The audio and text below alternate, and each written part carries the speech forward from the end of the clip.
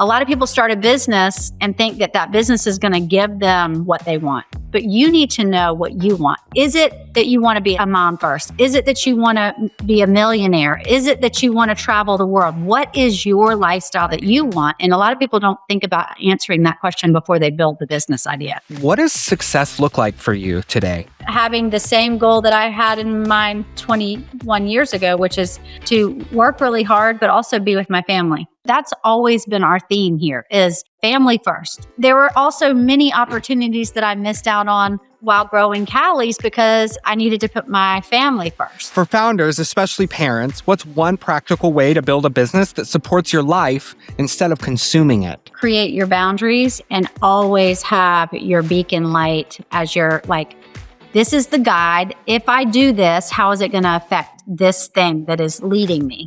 And then your answer is very clear because, if you need to open up a store in California, that's not going to work because how are you going to put your family first? If listeners only remember one idea from our conversation today, what should it be and why does it matter? You have to be careful with growing too quickly. If you overextend yourself, which I have done, opening too many restaurants in different states and trying to manage it all, something's bound to not go right.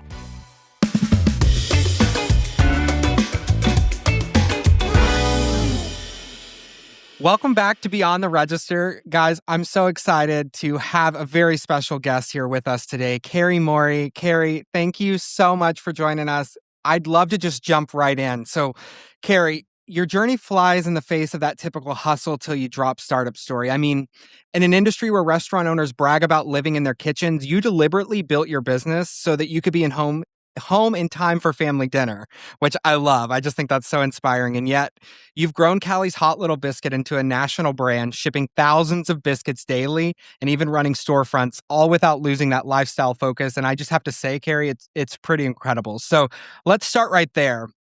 How did you pull off scaling a successful company around the life that you wanted rather than squeezing life around work? And was that a conscious strategy from day one?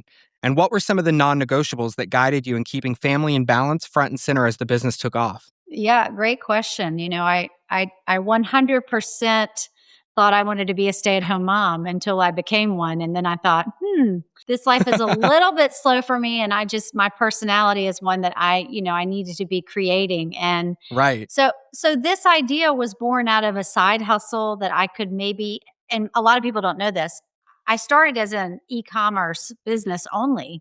We did not start with the restaurant. So, I was very, very naive. And I said, I'm going to sell my mom's country ham biscuits on the internet in 2005 when nobody was buying anything on the internet, much less really expensive handmade biscuits. So, I had a lot of time in between raising our three daughters to dream about, well, how do I actually make this a successful business?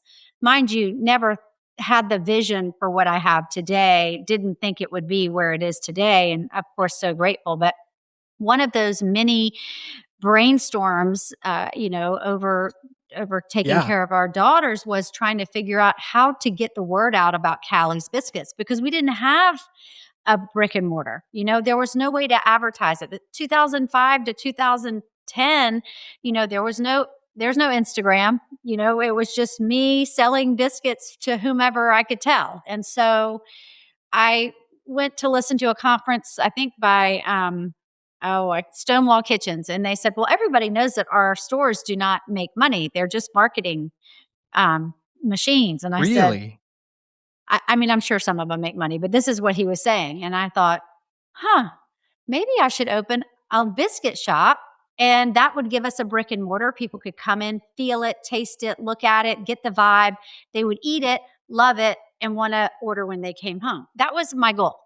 My goal was not to be in the restaurant business. I have grown up in the restaurant business, and that's probably why I didn't want to be in the restaurant business because I knew that wouldn't give me the lifestyle that I wanted to have. So when my youngest daughter went to kindergarten and I knew I had from 7:30 in the morning to 2 p.m., I thought, I think I can do this. And the goal was to not lose money. It was never to have the amazing success and welcome from all the people that it came to us for the last decade. So it was just as much of a surprise to me. And also there's been a lot of failure along the way because we didn't build it to be able to feed that many people. And so, we had long lines, which everyone's like, oh, the lines are great. Well, they're not. I mean, they're great for marketing, but the Right. last thing you want is for somebody to stand in line for an hour for me to tell them we're sold out and they're here for a fast casual biscuit and they didn't get one. So we had a lot of hurdles and a lot of struggles for many years. That's so inspiring to hear, like, and I think that it goes back to that idea of, like, the struggles that you've overcame go a really long ways in kind of building and creating your story, and I'd like to take it back to that 2005 time mindset. So, you're a new mom leaving a corporate job, but what gave you the confidence to try that mail order food, and how did you figure out the logistics back then? Like, how did they stay fresh? Like, what was the like figuring it all out? Yes. I knew that they could be frozen for a long period of time because that's how I grew up eating biscuits. My mom, Callie, had a catering business and she would make 500 at a time, which at that time was a ton of biscuits. I mean, now today we make 20,000 plus a day. So, and they're all still made the same way, exactly the same way, handmade. So, we've come a long way, but we're still making them by hand. So, not everything has changed. But I knew that they could be frozen and stockpiled. And so that was what kind of gave me the idea. That and living in New York and having my friends that weren't Southern taste a country ham biscuit, which most people don't even know what country ham is. I knew that I was onto something. And I was just trying to create this business that I could basically do from my living room. And I think I didn't have a fear because I was like, I'm just trying to sell some biscuits. This is not going to be a thing. This is just going to be my creative outlet. I can sell some biscuits. Never thought about wholesale, never thought I knew that a restaurant would do well, but I didn't want that lifestyle. And so when I finally, ironically enough, opened the restaurants, they were modeled around my kids' schedule. And we didn't even open on Sundays. I was like, do we need to be open on the weekends? We'll just be open Monday through Friday. And people were going crazy, like, you're a restaurant, you have to be open on the weekends. So the first 5 months we weren't open on Saturdays and Sundays. And then we finally were like, oh, okay, I'm gonna have to get more staff. Like, I'm not coming in on the weekend. This is my family time. Absolutely. So how do you balance it all? Like, how do you make sure that you have time for your family while also ensuring that you're running those successful businesses? It is what it is. Like, I am going to Yeah. take my children to school and I'm going to pick them up. And now they're grown. So now they all drive and two of them are in college. But, as they became more independent, I could do a little bit more.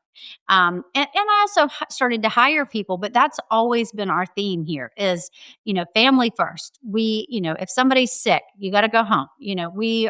Yes, we work really hard. And I think that creates a culture where people are working really hard because they know if they needed to leave, they could, like for that day when they're sick or their child is sick. I think it's really easy when you have a beacon light. Like mine was make sure I see my girls in the morning and make sure I'm cooking them dinner and sitting down with them at night and never miss a volleyball game or whatever it was. And I mean, granted, there were certainly some that I missed, but there were also many opportunities that I missed out on while growing Callie's because I needed to put Yeah. my family first. So it was easy for me because I wasn't in this mad rush. I didn't have investors that were like, you got to make these goals. It was like we were just excited that we were making money. I mean, it was just very, exciting for us that, oh wow, this is working. That's so cool. So you kind of touched on this already, but you intentionally avoided opening a restaurant at first, and then you later opened the biscuit shops in Charleston. And Charleston brings huge tourist swings. So how do you manage seasonality without burning out your team or the business? There were definitely a few years, I would say 17, 18, and 19 that were really, really hard. Really hard. I mean, we could not hire enough people. We could not keep them physically cool. I mean, the restaurant it's literally 8 feet wide by 80 feet long. It is not set up to, I mean, we're doing 300 plus tickets a day in the span of 6 hours. It was, we gave bonuses, we did whatever we could. We did a lot of team building. And I mean, you do the best that you can. When you're in it, you're like, it's not always going to be this busy. It's going to stop, and then it didn't. But there were just so many other like fires to put out managing service like that, managing having enough biscuits. I mean, that was a major problem. We couldn't figure out how do we make biscuits faster. I mean, it was exhausting. I can remember sitting down at the end of a service on the ground and going, "Oh my God, now we have to fill up the freezers again to get ready for tomorrow morning." And it's just like that good problems to have, but stressful in the moment. And by the way, I need to go home and be with my kids. So, Yeah. it's kind of a blur. It's similar to childbirth. You don't remember like how hard it is. And so then you're like, well, let's open another one. I mean, we did it. We can do another one. And, some of those were good decisions. Some of them were. And, I am on the other side now. It's definitely not as busy as it used to be. We've been around for 12 years. People know Callie's biscuits. So they're not those crazy lines anymore. And there's part of me that's like, God, I kind of miss the lines. But you also have to be like grateful that you had it and excited for the next big thing that's going to happen. We don't always need to have all the business. There's plenty to go around for everyone. Yeah, absolutely. And that takes me to my next question. But your biscuit shops have lasted over a decade, 12 years, which kudos to you and your team because that is so inspiring and so exciting. But what's a challenge that you have faced in a really competitive food scene? So, what's been the key to kind of staying true to yourself, your brand, in a very competitive landscape? I think it's really important for you to do what you do really well. And it's easy to go, oh, well, maybe we should offer this. Maybe we should do these hours. Maybe we should be here, here, and here. And that's great in some situations, but you can't be all things to everybody. You have to do what you know best. And if you overextend yourself, which I have done, opening too many restaurants in different states and trying to manage it all, something's bound to not go right. So you have to be careful with growing too quickly and all that in the midst of the staffing shortage for many many years. It was so hard. I mean, every day I was in there working shifts, and just trying to keep it going. um, and now things have eased up a little bit, and we've got some great teammates. But the culture is better in that we're not so demanding on our team. They're not burning out as much. Yeah. So I think I would just like say to my younger self, slow down. Don't feel like you have to do everything at once. Those opportunities for growth will be there, and take your time and really make sure and vet them before you're ready to take another step. Like wait for the perfect opportunity. Don't just grow to grow. And that just comes with age and making lots of mistakes and saying, okay, well, if I hadn't done that, we probably wouldn't be here, and all the things. But Right. I don't regret any of that because all the mistakes taught me so much, and now I know better. Yeah, and I think it comes from this place where, like, in product management, we talk a lot about this too, around if everything is a priority, then nothing is a priority, right? So if you're trying to have your hand in so many different pots at the same time, you can't really effectively prioritize your business. And I think that goes a really long ways. But you've mentioned that business gets harder as you grow. So what's a challenge that surprised you at this later stage, 12 years later, and how do you stay motivated through it? I can remember about 5 years ago saying, "Okay, now I get it. We can grow, we can scale, we can do this on our own."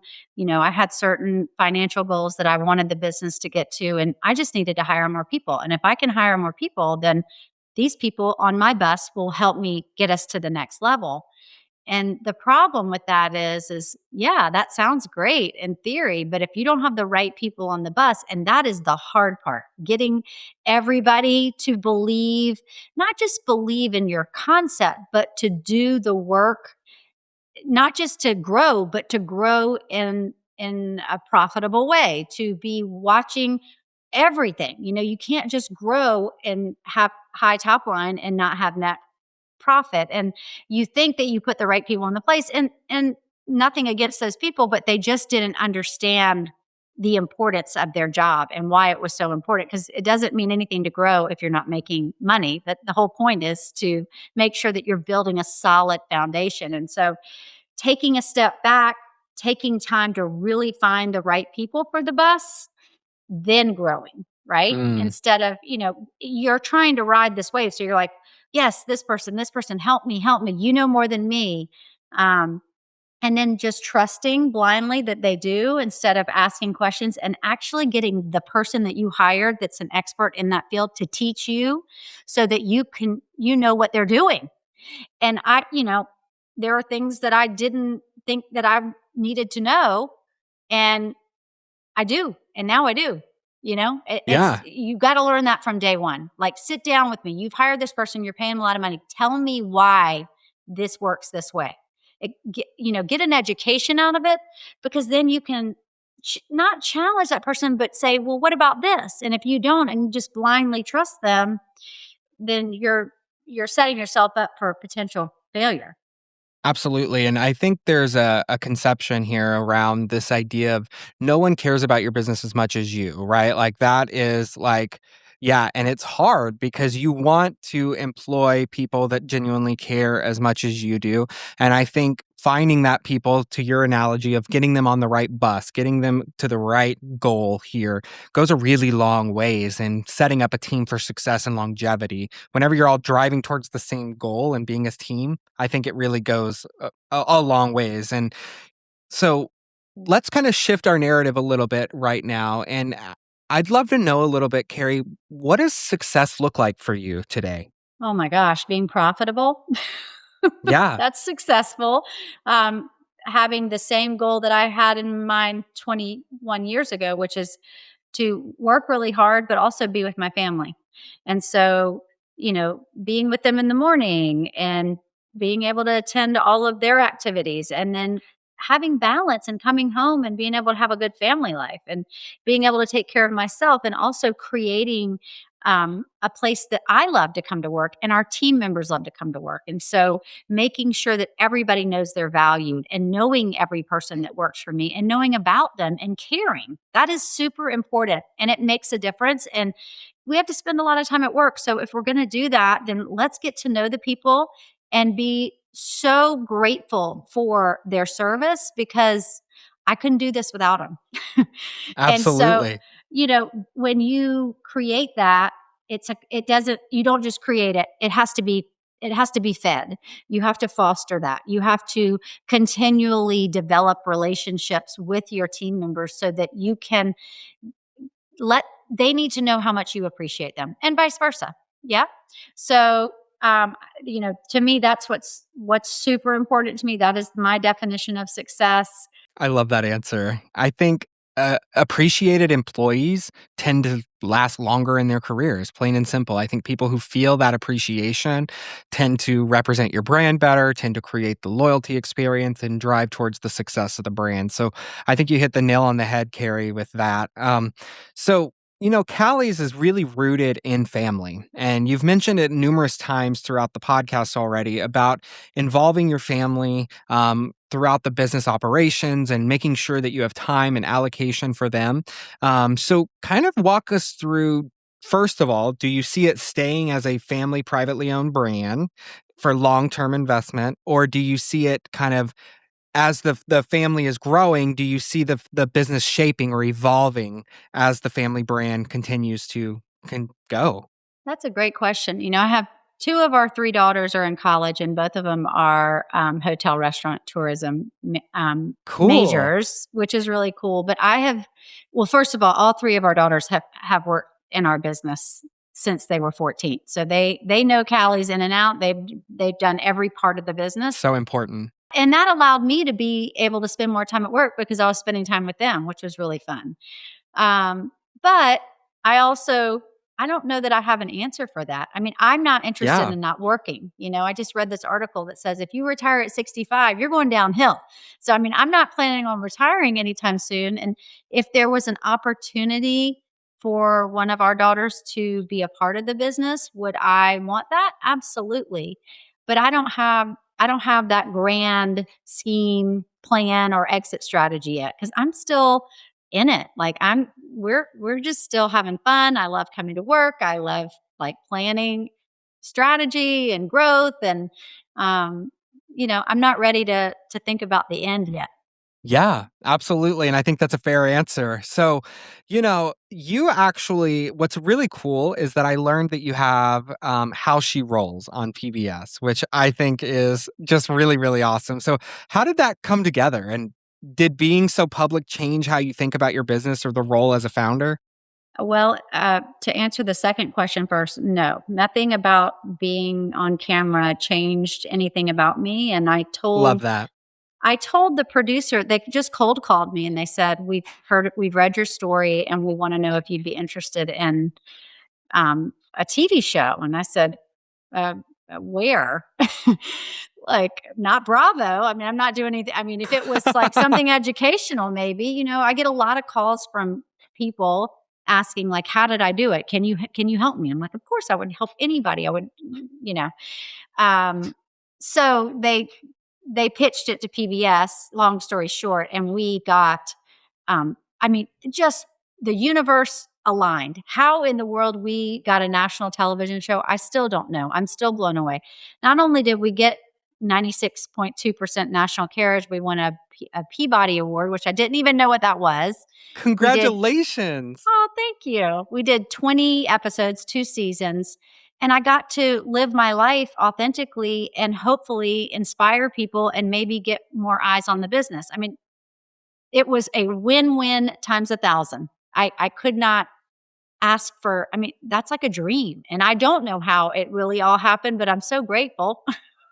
I've been using this word a lot lately, inspiring, because it is. You can take an opportunity and really turn it into something for your own self.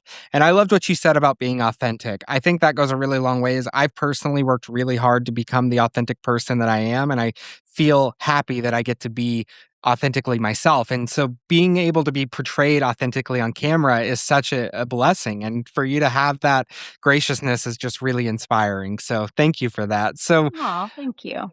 yeah, one last question that I have, and then we're going to get into a little bit of like fast-paced, quick questions. So we'll have a little fun with that. But for founders, especially parents, what's one practical way to build a business that supports your life instead of consuming it? Create your boundaries and always have your beacon light as your like, this is the guide. If I do this, how is it going to affect this thing that is leading me? And then your answer is very clear because, if you need to open up a store in California, that's not going to work because how are you going to put your family first, right? So, and there were things that I did. I opened up a store in Georgia and I opened one up in North Carolina, and I did spend a lot of time there. But I also had people in place that was their job, right? So, Yeah. yes, I would go, but I'd go for the day. I'd get up at 4 in the morning, go, and I'd be back for dinner. So there were all these concessions, and that wasn't always. I certainly spent time away from my kids. My kids don't need Yeah. I think part of being a good mom is to create independent beings. So part of that was, no, you can do this on your own. But they're for the most part, they could count on me for making them supper and being there to cheer them on almost all the time. So I think you just have to know what you want. A lot of people start a business and think that that business is going to give them what they want, but you need to know what you want. Is it that you want to be a mom first? Is it that you want to be a millionaire? Is it that you want to travel the world? What is your lifestyle that you want? And a lot of people don't think about answering that question before they build the business idea. Yeah. That's inspiring advice, really. If you think about it, though, like, from the perspective of leading a business, being a mom, those are both full-time jobs, right? So having to delegate and trust other people to do your business. I was doing an individual episode here on the podcast and I talked a little bit about like my biggest flaw as running a business was kind of giving that ownership over, right? And literally just allowing others to be invested in the win. And I think it goes a really long ways to you to teach your kids that sense of independence because they need to be able to be brought into the wins at times, but also have their own individual wins. So I think that's really great. I agree. So if listeners only remember one idea from our conversation today, what should it be and why does it matter? I think that if you remember one thing, it is that creating a business around a lifestyle that you want to lead authentically is the best way to go, because then you are going to get everything you want, right? So use that as your guiding light to create your best life, because we're not just meant to work all the time. You could be Amen. thinking about work. You could be brainstorming. Sometimes I have to get away and be with my kids to think about a solution to a problem we're having, or an idea. Like if I'm just stale and I'm like, I need to go away for the weekend. And it's just crazy how I'll wake up at 3 a.m. and go, oh, why haven't we done this? We need to do this, you know? So sometimes you have to get away from it. So it's good to have other outlets. Yeah. What are some outlets that you have that you help with your creativity? Definitely traveling. Traveling always does it. Oh, I love traveling. I have to physically leave, and it could be to the city in, the middle of the state, but I've got to leave and like just experience physically other environments, and to come up with ideas and be creative. But that exercise is super important to me, not for any other reason than just it's a release, and for me specifically in the morning, so that I can clear my head and get ready, and it puts me in a good mood, and I'm like raring to go, and then I'm better for my team, right? Because I come in and I'm like, not everyone's a morning person, and not everybody has a great day or has a great attitude in the morning. So I come in sprinkling sunshine, and I'm like, let's go. Let's make it happen. Even when I don't necessarily feel that way. Like Yep. that to me is my job. My job is to be the positive force at all times, even when I don't feel positive. Yeah, absolutely. They always say that mold can spread, right? Like when you come in with a bad attitude, it can just kind of grow and create a contagious environment of just negativity. So being Without a doubt. that positive force goes a long ways, and I've been able to implement that here as well. So I love that. So, one last question, and I think it's probably the most impactful. We've touched a little bit on the Biscuit Company and on the podcast. We've touched on so many things, but I really would love to know. Callie's is rooted again in family, but where did the name Callie's come from? I assume it's from your mom. And share with us a little bit about your best memory with your mom and in those biscuits. We would love to hear it. Well, yes, Callie is named from my mom, who is Callie. We are 4 generations of Carolines. My grandmother, my mom, myself, and my oldest daughter. We're all Carolines. And Carrie and Callie are nicknames of Caroline. So that's where we I love that. got that. And my mom is an incredible cook and always has been. And of course, just like every daughter in the world, you inherently look up to your mother and want to be her. And so those were big shoes to fill. And I really was trying to figure out a way for us to connect. My parents got divorced when I was really young. And so I was just trying to figure out a way that we could have something that we have in common, which is a love for food and entertaining. And so that's really why I came up with the idea to start this biscuit business. And, some of my most favorite times with my mom are traveling or in the kitchen. Yeah. And that I feel so grateful to have her as an inspiration. I would have never done this business without her. Granted, we both did not need to be in business together, and we figured that out early on, but I wouldn't have done it without her. And so I just think back to that time, like how in the world would I have done this without my mom? So I'm really grateful for her. That's such an amazing story, Carrie. Thank you. Yeah, absolutely. This has been such an inspiring conversation, and I'm just so grateful to have met you. So, thank you so much for your time today. Guys, this has been Beyond the Register. Thank you so, so much for joining us today. Carrie, once again, thanks for joining us. Have a great day, Thank guys. you. If you like what you've heard today, please go ahead, like and subscribe, and we will be more than happy to continue these episodes going forward. So, thank you guys. Have a great day, and we'll catch you on the next one. Thanks. Beyond the Register is sponsored by Genius, the modern point-of-sale system from Global Payments designed for retailers. Genius helps you reach your most important goals, whether that's simplifying your operations, tracking inventory, managing customer insights, or taking payments wherever your business takes you. To find out more, visit globalpayments.com/genius.